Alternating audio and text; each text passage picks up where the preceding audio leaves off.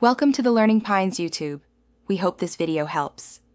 This video shows how to change money settings on Steam step by step. First, know that Steam ties your store currency to the country on your payment method. You will need a payment method that matches the new billing country and a valid local billing address. If you recently relocated, prepare proof of residency, such as a utility bill. Also be aware that regional pricing and wallet balances may not automatically convert between countries. Sign into Steam and open settings or account details on the desktop client. Choose Update Store Country and follow prompts to set your new billing country.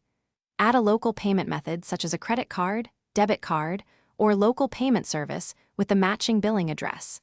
Steam may require you to complete a purchase using that method to confirm the change.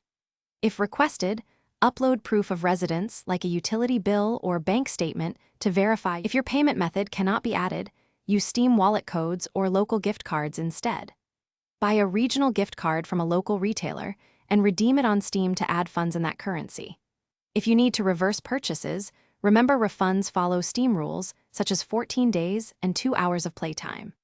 Finally, contact Steam support with proof of address and transaction receipts if your currency change still fails after attempting the outlined steps.